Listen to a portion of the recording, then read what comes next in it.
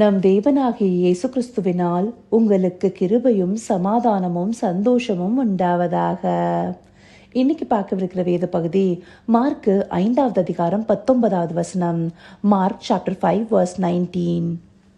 இயேசு அவனுக்கு உத்தரவு கொடாமல், நீ உன் இனத்தாரிடத்தில் உன் வீட்டிற்கு போய் கர்த்தர் உனக்கு இறங்கி உனக்கு செய்தவைகள் எல்லாம் அவர்களுக்கு அறிவி என்று சொன்னார். இந்த வசனத்துல ஆண்டவராகிய இயேசு கிறிஸ்து ஒரு மனிதரிடம் அவனை சாட்சியின் மூலியமா தன்னுடைய இனத்தாருக்கு அறிவிக்கும்படியாக கட்டளை கொடுக்கிறாரு. இந்த வசனத்துடைய பின்னணியிலிருந்து பார்த்தோம்னா இந்த பகுதி நம்மளுக்கு இன்னும் தெளிவா விளங்கும். மார்க் 5வது அதிகாரத்தின் துவக்கத்திலே கத்ரேன் நாட்டில் இருக்கிற கரைக்கு பக்கத்துல இருக்கிற ஒரு கிராமத்துக்கு இயேசு இறங்குறாரு. அந்த இடத்துக்கு வந்திருந்த போது பிசாசினால அலைக்கழிக்கப்பட்ட ஒரு மனிதனை பார்க்கிறாரு. அவன் அநேக அசுத்த ஆவினால அலைக்கழிக்கப்பட்டு கொண்டிருக்கிறான். அவன் அந்த இடத்துல இயேசு கிறிஸ்துவ பார்த்தவனே அவனுக்குள்ள இருக்கிற பிசாசு ஆண்டவரிடத்துல என்ன சொல்லுதுன்னு 7வது வசனத்துல கொடுக்கப்பட்டிருக்கு. இயேசுவே, உன்னதமான தேவனுடைய குமாரனே, எனக்கும் உமக்கும் என்ன? என்னை வேதனைப்படுத்தாத படிக்கு தேவன் பேரில் உமக்கு ஆணை என்று மிகுந்த சத்தமிட்டு சொன்னான்.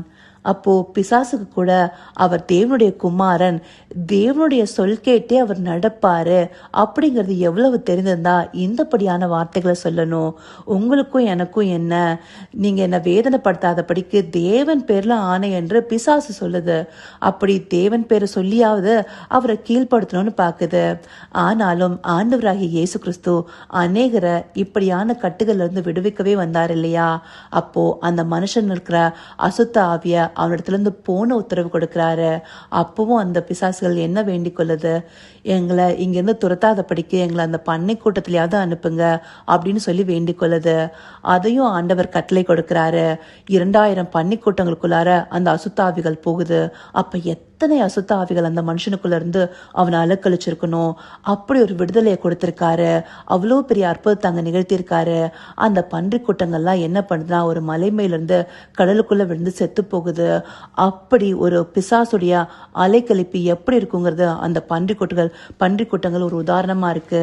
இதை பார்த்து கொண்டிருந்தவங்க அங்க இருக்கிற ஜனங்களுக்கு போய் அறிவிச்ச உடனே அங்க இருக்கிறவங்க எல்லாரும் பன்றி கூட்டங்கள் அப்படி போயிடுச்சே, அந்த உடைமைகள் இழந்து போயிட்டோமேன்னு சொல்லி அவரை அங்கிருந்து புறப்பட சொல்றாங்க. அவங்க வேண்டிக் கொண்டபடியே அவர் அங்கிருந்து புறப்படுறாரு. புறப்படும் போது இந்த மனிதன் அவனையும் தன்னோடு கூட அவர் ஏற்றுக்கொள்ளும்படி அவரோடு வர்றதுக்கு சம்மதிக்கும்படி உத்தரவு கேட்கிறான்.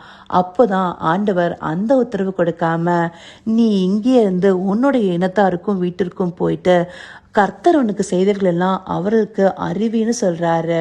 அப்படி அவர் சொன்னதுமே அவன் என்ன பண்றாங்கிறத 20வது வசனத்துல சொல்றாங்க. அந்தபடி அவன் போய் இயேசு தனக்கு செய்தவைகள் எல்லாம் தெக்கப்போலி என்னும் நாட்டில் பிரசித்தம் பண்ண தொடங்கினான். எல்லாரும் ஆச்சரியப்பட்டார்கள்.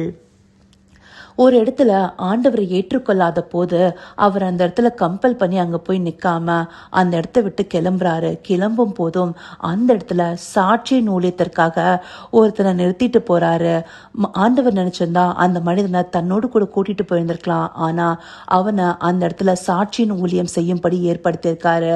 அதனால்தான் அநேகருக்கு அவனும் பிரசித்தம் பண்ணும்போது எப்படி இருந்த ஒரு மனுஷன் இப்படி மாறியிருக்காருன்னு அவங்களுடைய கண்களுக்கு ஒரு ஆச்சரியமா இருந்து அவங்க எல்லாரும் தேவனை நோக்கி பார்க்கிறதுக்கு இன்னொரு சந்தர்ப்பத்தை உண்டு பண்றார் ஆண்டவர்.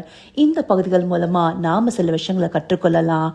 ஆண்டவர் நமக்குன்னு சில நேரங்கள்ல ஒரு ஊழியத்தை நியமிச்சிருப்பாரு. அதுல சாட்சியின் ஊழியமும் ஒன்று. சாட்சியா ஒரு இடத்துல நிறுத்தி அங்கிருந்து அநேகரை மீட்டுக் கொள்ற திட்டம் தேவனிடத்துல இருக்கலாம். அதே போல ஆண்டவரை வேண்டான்னு சொல்லி ஒரு மனுஷங்க புறக்கணிச்சாலும் அந்த இடத்துல அவரு ஒருத்தரையாவது வச்சு அவங்கள மீட்டுக் கொள்றதற்கு ஒரு திட்டத்தை உண்டு பண்றாரு. அது தேவனுடைய இரக்கத்தை நம்மளுக்காக வெளிப்படுத்துது. இப்படி அவருடைய மீட்பின் திட்டம் எப்பொழுதுமே செயல்பட்டு கொண்டிருக்கிறது. இந்தப்படியான ஒரு அருமையான தேவனையே நாம தெய்வமாக கொண்டிருக்கிறோம்.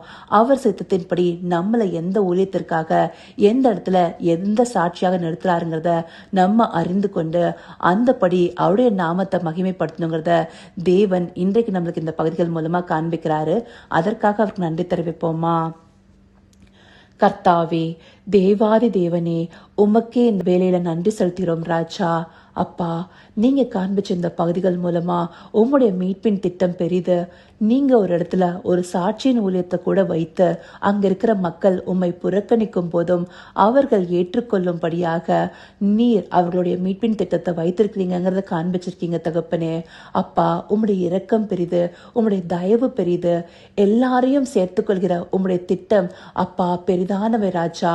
ஆண்டவரே, இன்னும் அதிகமாய் அப்பா நீங்கள் அநேகரை நேசிக்கிறீங்கிறதும், அதே போல நீங்க எங்களுக்கு நியமிச்சிருக்க ஊழியத்துல நாங்க சரியா நின்று செயல்படணுங்கிறத எங்களுக்கு காண்பிச்சிருக்கீங்க தகப்பனே.